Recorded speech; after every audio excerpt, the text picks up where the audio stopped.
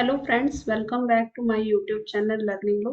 आज की इस क्लास में बताने जा रही हूँ कि फोटोशॉप में किसी डॉक्यूमेंट को या इमेज को कैसे रीसैम्पलिंग किया जाता है या रिसाइज किया जाता है। उसका प्रोसेस मैं बताने जा रही हूँ। देखिए, ये बहुत ही आसान तरीका है फोटोशॉप में। किसी भी इमेज को या डॉक्यूमेंट्स को आप अदर अदर व्यू में या अदर साइजेस में देखना चाहते हैं तो आप इसमें अलग अलग यूनिट्स पे सेटिंग करके देख सकते हैं बहुत ही ईजिली। तो चलिए स्टार्ट करते हैं। सबसे पहले यहाँ फाइल मेन्यू में जाते हैं और ओपन पे क्लिक करते हैं। ओके, तो ओपन पे क्लिक करते हैं और यहाँ पे कोई भी आप इमेज को पिक कर सकते हैं। सपोज मैं इस इमेज को यहाँ से पिक कर रही हूँ। तो देख रहे हैं, जैसे ही आप इस इमेज को पिक के करते हैं तो नीचे आप देख रहे हैं स्टेटस बार में इस इमेज की जो साइज है वो दिख रही है, शो हो रही है। ठीक है, तो अगर आपकी लैपटॉप में या आपके सिस्टम पे सपोज ये ना भी शो हो तो आप यहाँ से मेन्यू बार में जाते हैं और डॉक्यूमेंट डायमेंशन में जाते हैं। जब आप डॉक्यूमेंट डायमेंशन पे क्लिक करते हैं तो आप देख रहे हैं कि इसके जो डिटेल है वो शो हो रहा है। तो यहाँ डॉक्यूमेंट डायमेंशन पे क्लिक करते हैं तो देख रहे हैं इस इमेज की जो एक्चुअल साइज है वो 1400 पिक्सल्स है। ओके, और जो ये देख रहे हैं 72 पीपीआई है। पीपीआई मीन्स होता है पिक्सल पर इंच। ओके, और एक डीपीआई होता है। डीपीआई मीन्स होता है डॉट पर इंच। तो चलिए अब इसके प्रक्रिया को आगे समझते हैं। तो यहाँ पे इमेज में जाते हैं। इमेज में जाने के बाद इमेज साइज में जाते हैं। इमेज साइज में देख रहे हैं, इस डायलॉग बॉक्स को अपने अकॉर्डिंग सेट भी कर सकते हैं चारों तरफ से। चाहे आप टॉप से भी कर सकते हैं और बॉटम से भी कर सकते हैं। देख रहे हैं, तो आप इसको अपने अकॉर्डिंग अब देख रहे होंगे इस डायलॉग बॉक्स में बहुत सारे मेन्यू हैं। उसमें सबसे पहले क्या है, इमेज साइज है। यानी इमेज की जो साइज होती है, सबकी इमेज की साइज अलग अलग होती है। सब इमेज की, तो जो इमेज की साइज है मेरी, मैंने जो इमेज को पिक किया है यहाँ पर, वो इमेज की साइज 5.61 है। ठीक, और इसका डायमेंशन क्या है, 1400 पिक्सल। अगर इस डायमेंशन को मतलब इस इमेज की साइज को, आकार को आप अलग यूनिट में देखना चाहते हैं तो आप यहाँ से परसेंट में भी देख सकते हैं। ठीक है, इंचेस में भी देख सकते हैं, मिलीमीटर में भी देख सकते हैं, सेंटीमीटर में, वो आपके ऊपर डिपेंड करता है। आप किसी भी यूनिट में आप इस इमेज को व्यू कर सकते हैं। मैं मान लीजिए पिक्सल में इसको देखना चाहती हूँ तो पिक्सल में देख रही हूँ। ओके, अब क्या है, फिट।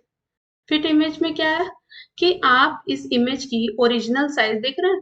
फिट इमेज, जो पिक्चर की ओरिजिनल साइज होती है वो यहाँ पे बाय डिफॉल्ट सेट है। अगर पिक्चर की आप ओरिजिनल साइज नहीं देखना चाहते हैं, अदर साइज में देखना चाहते हैं, तो आप यहाँ पे ड्रॉप डाउन पे क्लिक करते हैं तो सारे अलग अलग साइजेस में यहाँ पे इमेज का साइज एक अलग अलग दिया हुआ है। ठीक है, तो मान लीजिए मैं 960 इंटू 640 पिक्सल में देखना चाहती हूँ। तो देख रहे हैं ये इमेज की इस साइज में क्लिक करने पे ये साइज आता है। ठीक है, लेकिन मैं इसको ओरिजिनल साइज में ही देखना चाहती हूँ। तो ओरिजिनल साइज में मैं देखती हूँ तो देखिए इमेज की ये साइज है। ठीक, अब क्या है, विड्थ और हाइट। विड्थ इस इमेज की कितनी है, 1400 है। हाइट कितनी, 1400 है। यहाँ पे अगर मैं विड्थ को, विड्थ मीन्स चौड़ाई होता है, विड्थ को 1200 लेती हूँ तो देख रहे हैं हाइट क्या है, हाइट भी आपकी सेम है।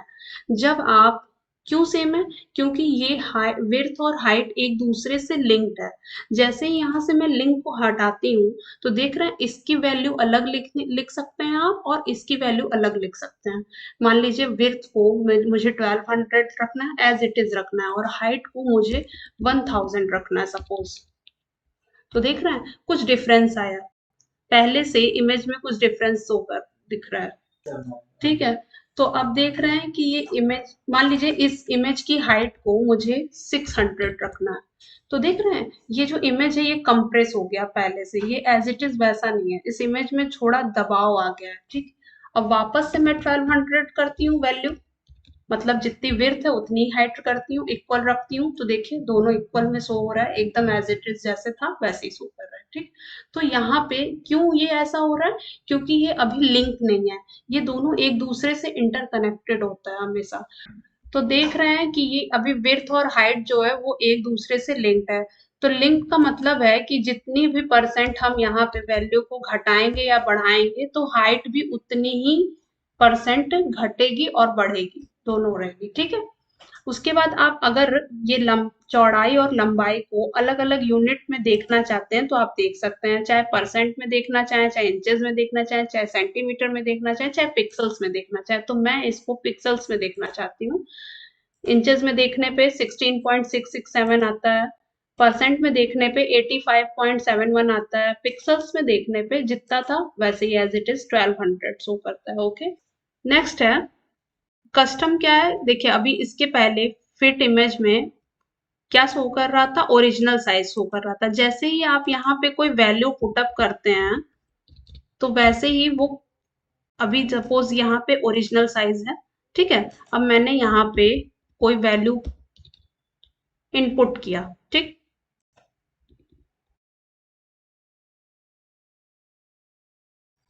फिट इमेज में कस्टम शो करने लगा। क्यों करने लगा? उसके पहले बाय डिफॉल्ट में वो क्या था, बाय डिफॉल्ट में ओरिजिनल साइज शो कर रहा था, लेकिन जैसे ही आप इसमें कोई वैल्यू डाले, इनपुट किए, तो कस्टम शो करने लगा, ठीक है। तो कस्टम मतलब अपने अकॉर्डिंग आप कोई भी वैल्यू डालते हैं तो वो कस्टम शो करने लगता है। ओके, रिजोल्यूशन, रिजोल्यूशन मतलब पिक्चर में कितनी, पिक्चर की क्लैरिटी या पिक्चर की साइज को देखने के लिए आप रिजोल्यूशन को घटा सकते हैं और बढ़ा सकते हैं, ठीक है। अगर आप 72 रखे हैं तो देखिए इस तरह के पिक्चर का व्यू आ रहा है। अगर आप इसी रिजोल्यूशन को बढ़ा के, इंक्रीज करके 100 करते हैं तो देखिए पिक्चर का रिजोल्यूशन इस अकॉर्डिंग आ रहा है। तो अब रिजोल्यूशन जो है, रिजोल्यूशन क्या होता है?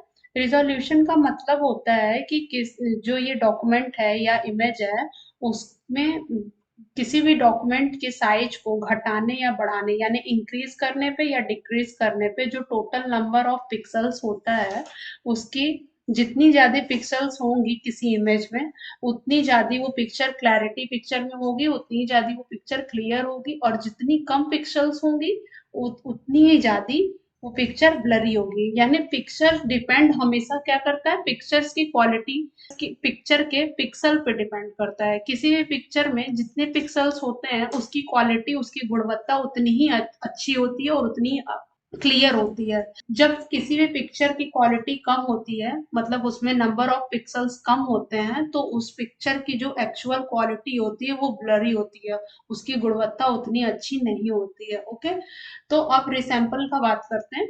रिसैम्पल क्या होता है? जब आप इस इमेज की साइज को घटाते हैं या बढ़ाते हैं, छोटा बड़ा करते हैं, तो जो टोटल नंबर ऑफ पिक्सल्स होते हैं वो चेंज हो जाते हैं। तो अब रिसैम्पल आप देख रहे होंगे। रिसैम्पल का मतलब होता है कि जैसे आप कोई भी साइज को, ये जो इमेज आप लिए हैं, जब ये आप यहाँ पे विड्थ हाइट सबकी सेटिंग कर देते हैं तो टोटल नंबर ऑफ जो पिक्सल्स होते हैं वो ऑटोमेटिक चेंज हो जाते हैं रिसैम्पल करने पे।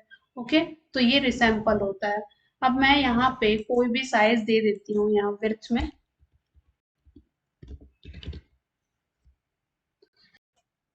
ये 1200 दे दिया मैंने, और इसको